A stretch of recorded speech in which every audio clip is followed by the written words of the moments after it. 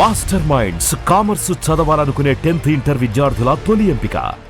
ఆయన మాట పాటించి జయసుధ గారు ఒకసారి అన్నానగర్లో మెడ్రాస్లో ఈ స్థలం కొను జయసుధ చాలా బాగుంటుంది, వాల్యూ వస్తుంది అని అంటే అక్కడ అన్నానగర్లో సేకరించిన చెత్త అంతా అక్కడ డంప్ చేసేవాళ్ళు.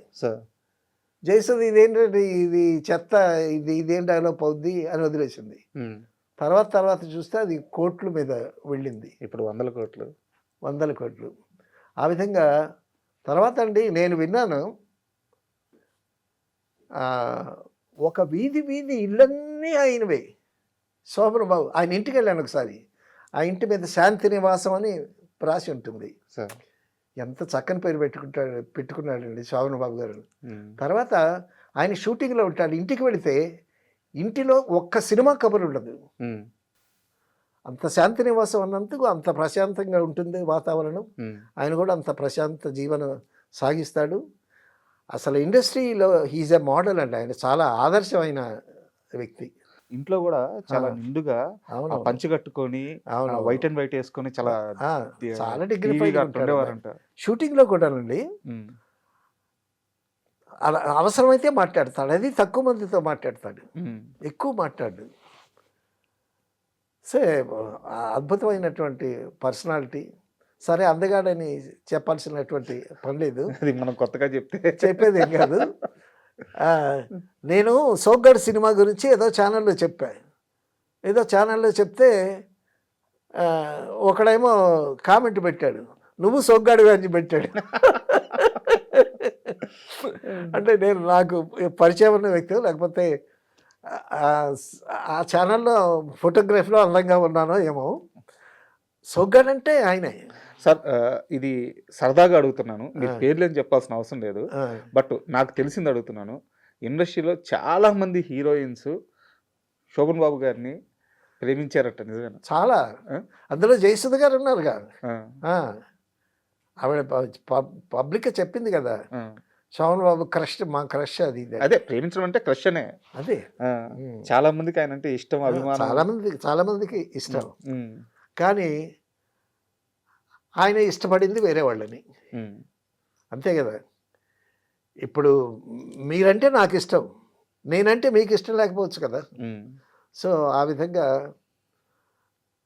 He's a wonderful personality. చాలా గొప్ప వ్యక్తి, చాలా డీప్ థింకింగ్. తర్వాత అండి ఆయన గుప్తదానాలు చాలా చేశాడు. చాలామందికి తెలియదు కానీ చాలా మందికి చేశాడు. చాలా మంది ఆయన ఆస్తుల గురించే మాట్లాడతారు సార్. అవునవును, ఆయన చేసిన సేవా కార్యక్రమాలు చేయరు, చెప్పలేదు.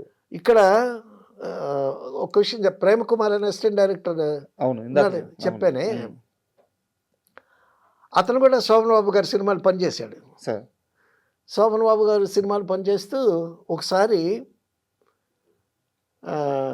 వాడి అప్పుడు మేమంతా అప్పుడే పెరుగుతున్న బడ్డింగ్ స్టేజ్ అనమాట. సినిమా ఉంటేనే ఫుడ్, సినిమా లేకపోతే లాటరీ. ఒకసారి మా షూటింగ్లో ఉంటుండగా వచ్చాడు. అన్నగారు నమస్కారం అండి అని అన్నాడు శోభన్ బాబు గారిని. ఏంటి విషయాలు అన్నాడు. ఏం లేదండి, నేను ఒక ప్రశ్న ఇస్తాను, సమాధానం చెప్పాలి, మీరు సమాధానం చెప్పలేకపోతే ఒక 100 రూపాయలు ఇవ్వాలి నాకు అన్నాడు. అదేంటో అన్నాను. అవునండి, ఫుడ్కి డబ్బులు లేవు, ఒక 100 రూపాయలు కావాలి, మీరు ప్రశ్నకి సమాధానం చెప్తే ఇవ్వక్కర్లేదు, సమాధానం చెప్పలేకపోతే 100 రూపాయలు ఇవ్వాలి. సరే చెప్పరా, నీ ప్రశ్న ఏంటి చెప్పాను.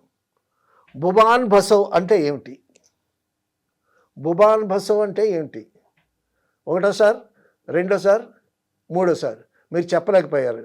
బుబాన్ బసవ్ అంటే తిరగేస్తే శోభన్ బాబు. బుబాన్ బసవ్ అంటే తిరిగేస్తే శోభన్ బాబు 100 రూపాయలు ఇవ్వండి అని అన్నాడు. అది ప్రొడక్షన్ మేనేజర్ని పిలిచి ఇడికి 100 రూపాయలు ఇవ్వండి అని చెప్పి వాళ్ళ పర్సనల్ మేనేజర్ని పిలిచి, ఆయనకి థియేటర్ ఒకటి ఉంది, ప్రీవియస్ థియేటర్ ఒకటి ఉంది, ఆ స్టాఫ్కి భోజనాలు వస్తాయి. వాడికి చెప్పాడనమాట, అరే వీడు ఎప్పుడు వచ్చినా వాడికి భోజనం పెట్టండి అని చెప్పి, వీడికి ఎప్పుడు డబ్బు లేకపోయినా అక్కడికి వెళ్ళి భోంచేస్తాడు. సో అలాగా చాలామందికి చేశాడు, చాలామందికి హెల్ప్ చేశాడు. ఆయన చెప్పుకోడు. Sir thank you very much. ఎందుకంటే అంత గొప్ప హీరో గురించి అవును. ఇంత చిన్న విషయం తెలిసిన ఆనందమే సార్. ఎందుకంటే అవును. మీలాంటి పెద్దలు చెప్పాలి, మేము తెలుసుకోవాలి.